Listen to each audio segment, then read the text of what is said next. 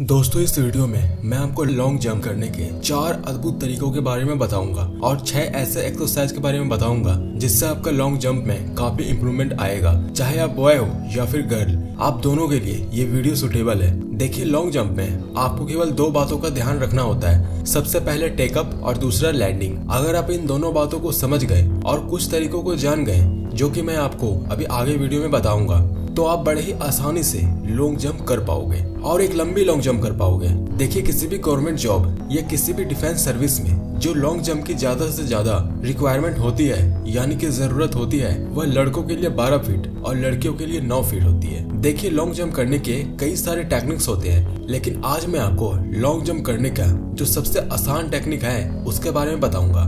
तो दोस्तों, वीडियो को पूरा एंड तक जरूर देखिएगा और एक एक पॉइंट्स को ध्यान से सुनिएगा, क्योंकि अगर आप एक भी टिप्स को मिस करते हो तो आप लॉन्ग जंप अच्छे से नहीं कर पाओगे। So let's start. Tips number 1, long jump से पहले एक्सरसाइज जरूर करें। मैं आपको ऐसे अद्भुत एक्सरसाइज के बारे में बताता हूँ जिससे अगर आप लॉन्ग जंप करने से पहले करते हो तो आपकी जो लॉन्ग जंप है वो पहले के मुकाबले 2 से 3 फीट तक ज्यादा हो जाएगी। लॉन्ग जंप करने से 20 मिनट पहले वार्म अप जरूर करें, या फिर आप कुछ इस तरह से हल्की स्पीड से रनिंग कर सकते हैं। और दोस्तों, अगर हो सके तो जंप करने से पहले अपने पैरों पर मूव या फिर कोई जेल लगा ले। देखिए, इससे क्या फायदा होगा कि आपको रनिंग करते टाइम आपका पैर में किसी भी तरह का दर्द नहीं होगा, यानी कि पैरों की कोई समस्या नहीं होगी और आपकी बॉडी भी अच्छे से खुलेगी। Number 2, standing jump. देखिए, ये जो एक्सरसाइज है ये आपको लॉन्ग जंप करने में बहुत ज्यादा मदद करने वाली है। इस एक्सरसाइज को आपको कुछ इस तरीके से करना होता है कि आपको सैंड पिट के पास खड़ा हो जाना है और फिर अपनी पूरी ताकत से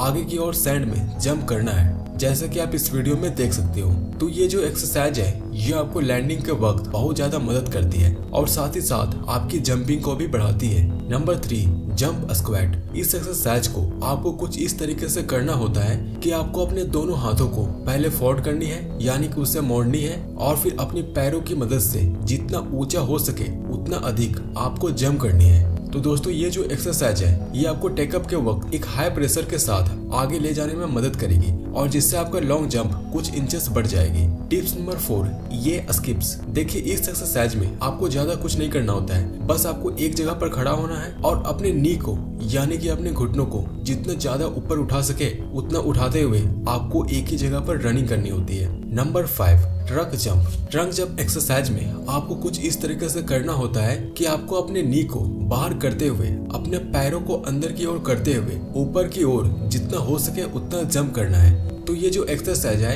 ये आपको लॉन्ग जंप में लैंडिंग के वक्त आपके बैलेंस को बनाने में बहुत ज्यादा मदद करती है। Number 6, kneeling jumping. देखिए, इस एक्सरसाइज को करने के लिए आपको सबसे पहले अपने दोनों घुटनों के बल जमीन पर आना है और फिर अपना पूरा ताकत लगाते हुए जंप करनी है और फिर अपने पैरों पर आना है, कुछ इस तरीके से।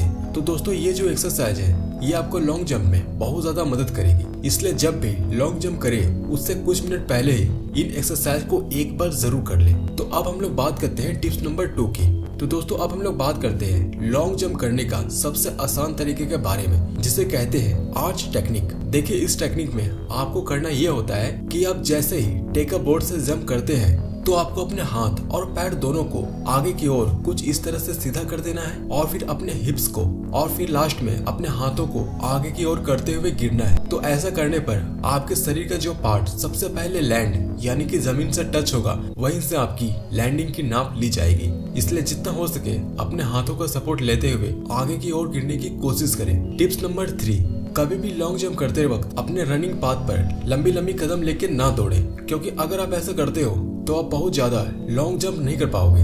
इसलिए इस बात का हमेशा ख्याल रखें कि रनिंग पाथ पर जितना छोटा छोटा हो सके उतना कदम लें और आपका स्पीड जितना ज्यादा तेज हो सके उतना आपको तेज रखना है और फिर अपना पूरा ताकत लगाते हुए टेकअप बोर्ड से जंप करें।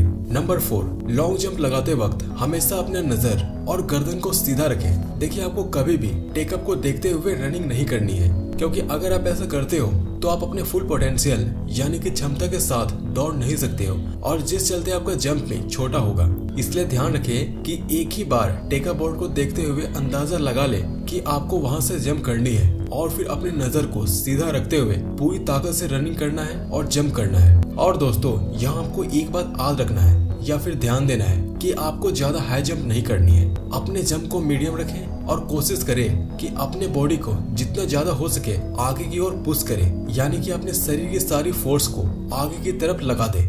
और आप हमेशा टेक अप बोर्ड से 2 इंच पहले ही जंप करें। ऐसा इसलिए क्योंकि बहुत से लोग गलतियां करते हैं कि वो परफेक्ट जंप करने के चक्कर में लाइन के ऊपर पैर दे देते हैं और जिससे वो फाउल हो जाते हैं, अस्लेकर के गिनती में आ जाते हैं। इसलिए हमेशा लाइन से 2 इंच पहले ही जंप करें। इससे ना तो आपके फाउल होने का डर रहेगा और ना ही आपके पैर लाइन पर आएगा, क्योंकि अगर आपका पैर एक बार भी लाइन पर आ जाता है या फिर लाइन से टच हो जाता है तो आपको रिजेक्ट कर दिया जा सकता है और फिर आपकी एक छोटी सी गलती के चलते आपका सालों का मेहनत बर्बाद हो जाएगा। इसलिए हमेशा 1.5 से 2 इंच पहले ही जंप करें। देखिए, ये जो जंप है ये पूरी तरह से आपके प्रैक्टिस यानी कि अभ्यास पर डिपेंड करता है, यानी कि उस पर निर्भर करता है। आप जितना ईमानदारी से प्रैक्टिस करोगे उतना ही अधिक आप इसमें अच्छा कर सकोगे, क्योंकि बहुत से लोग ऐसे होते हैं कि वो पहली बार लॉन्ग जंप करते हैं और बहुत कम लॉन्ग जंप कर पाते हैं और इसके बाद वो खुद में ही डीमोटिवेट होने लगते हैं कि यार मेरे से जंप नहीं होगा, मैं ये नहीं कर पाऊंगा, जबकि असल में